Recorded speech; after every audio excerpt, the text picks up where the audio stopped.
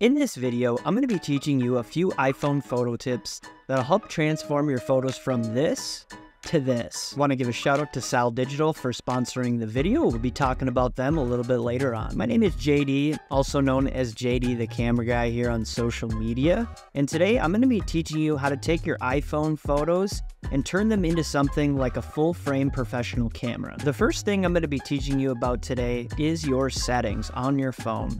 Now, to be able to shoot like a pro with an iPhone, you first have to have the settings of a pro. Your photos that you've taken might not be good solely because you don't have your settings correct. So on your iPhone, what you're going to want to do is you're going to want to go into your settings, you'll search up camera, then you're going to click on your camera settings and go into format. First, we'll want to use the high efficiency mode, and then we'll want to turn on the Apple Pro RAW, so that way we're getting 48 megapixel photos. Then you'll want to turn on the ProRes mode if you also like taking videos. Then we'll go back and click on main camera settings and click record video. For this, we're going to be using 4K on 30 frames per second. I know most people use 60 frames per second, but for this, we want to use 30 frames per second. Only use 60 frames per second if you plan on slowing down the footage afterward. You should also turn off HDR video. This is going to allow for a better editing process in post-production. Next, we'll go into preserve settings. I recommend just turning everything off. Things can change from scene to scene, as well as there's so many variables that comes into shooting. It's better to just have a blank state every time you're reopening up your camera. Ultimately, you can leave some of these settings on if it makes things easier for you, like lowering the exposure, but I'll leave that up to you. I always recommend just starting over with a blank canvas every time you reopen the app. Next, going back to your camera's settings, make sure you turn your grid on, have mirror front camera on, and then you actually want to turn off view outside of the frame. The grid helps you line up your shots on the 3x3 grid. Mirroring the front camera is similar to what you would end up seeing in the mirror when you take a selfie, and then turning off view outside the frame allows you to just focus solely on what you're taking a picture of, not the things that are outside of it. The reason we've applied the settings we've applied is so that way we can get the most raw photo possible straight out of our iPhone. This allows us to do any light correction, color correcting, anything along those lines in post-production afterward. Depending upon what you're taking a photo of, you have to keep in mind the type of lighting that you currently have and the type of lighting that best suits your subject. To name a couple styles of lighting, we've got natural lighting, soft lighting, harsh lighting, rim lighting, Rembrandt lighting, backlighting. I mean, there's a ton of different types of lighting out there. I recommend you go out and search up some of these different types of lighting and see how it affects what you're trying to take a photo of. As photographers, we use a camera and camera lens to end up taking a photo of something using light. Now, we use our exposure to actually help navigate the device on how our subject should look in the view of the camera. With this, you have a couple different options of how you should end up exposing your scene.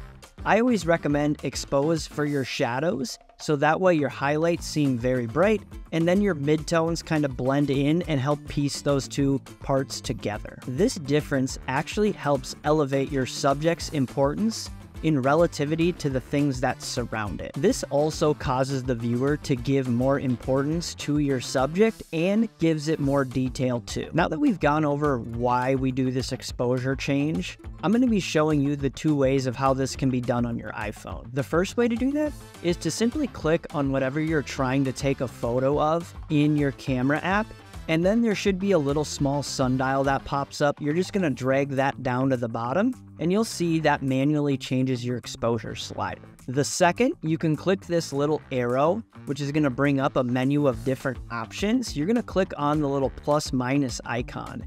This is going to allow you to manually change your exposure up and down.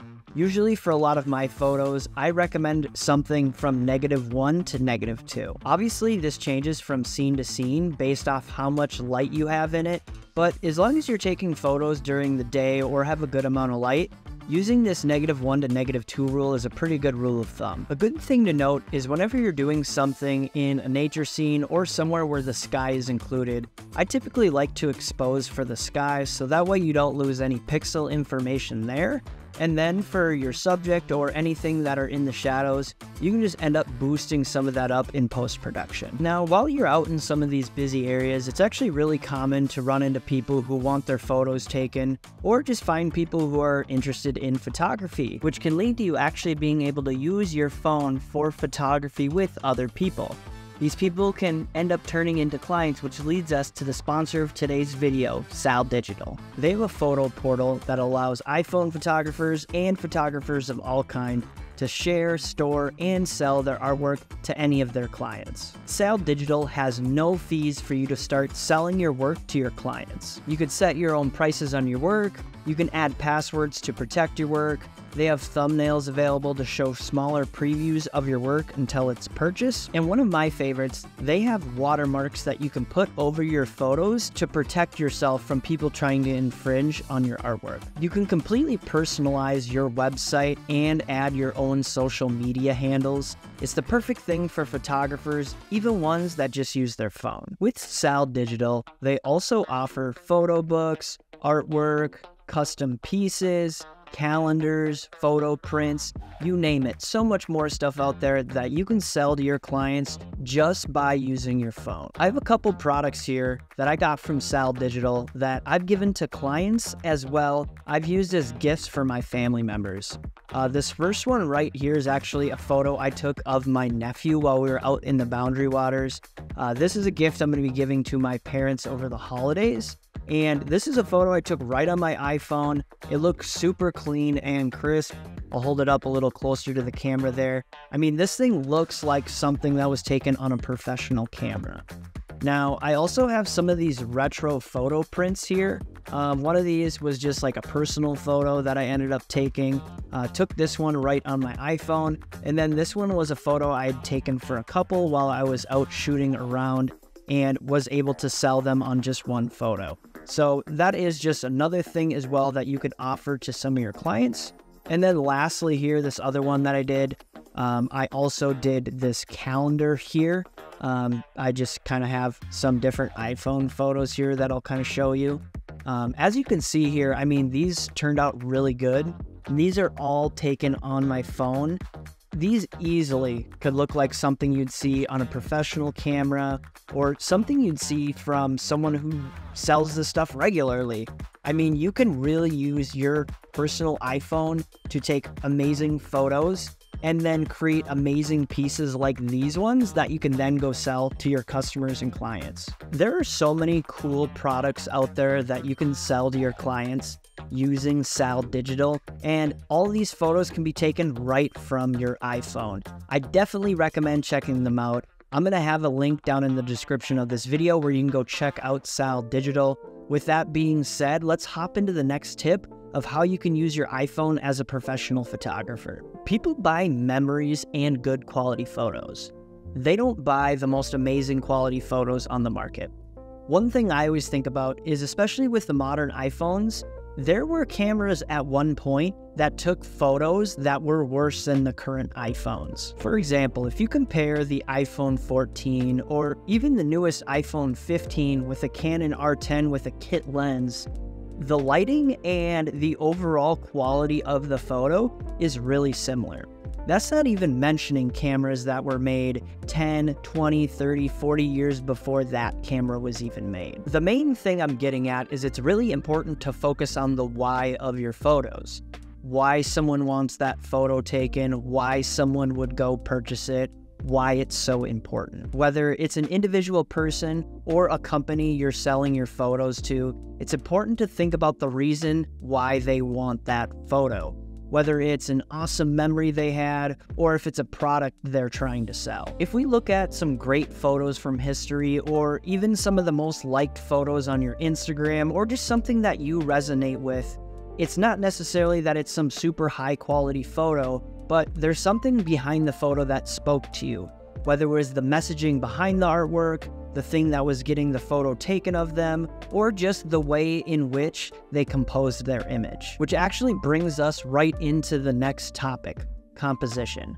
This is how you're framing your shot and how the viewer is experiencing what you're capturing on your device. I can't emphasize enough how important composition is when it comes to your photography. There are so many different types of composition out there. Rule of thirds, center framing, frame within a frame, shooting from above, shooting from below, and just so many different types that are out there. I recommend going and doing some research on what type of framing styles and composition you like most. One thing I like to tell people about when it comes to composition is to not actually think of photography, think of artwork. Do you remember in art class when you were in high school, maybe you took some in college, when you did perspective artwork, where you draw the horizon line and then you draw vanishing points and make everything line up to that? Yeah, that's kind of what I'm talking about. It helps keep things accurate to the way that we perceive the world around us, and this is most prominent when you look at pictures of buildings or you look at landscape photos. Remember portrait drawings and portrait paintings from that same art class? Yeah, you can find a lot of stuff like that on Pinterest that'll help inspire you to take your next set of portraits. One thing I'm trying to say with all this is that composition should tell the story of your work, not distract your viewer from what's going on. So definitely go check out the different types of composition out there and see which one fits your style the most. For the last thing here, I want to go over editing. This may be the most touchy subject on the internet, is photo editing, because everyone has their own style. Art is subjective, and remember, taking photos is a piece of art. Now, you can do it in whatever style you like. I'm going to go over the specific style that I like to do, and that changes from time to time depending upon different lighting and honestly a little bit of just what I think looks cool. So always keep in mind, photography is subjective and is a piece of artwork. Now that we have this first photo opened up, we're just going to go into our light settings, play around a little bit. I'm dropping the exposure down a little bit, adding a bit of contrast so that way it separates the highlights from the shadows, dropping down that highlight to about -50, -49, somewhere in that range. Then next, going into the shadows, playing around with a little bit. I like the +24 here. Play around with it based off your photo. For the whites, I'm going +9, and then for the blacks, -3.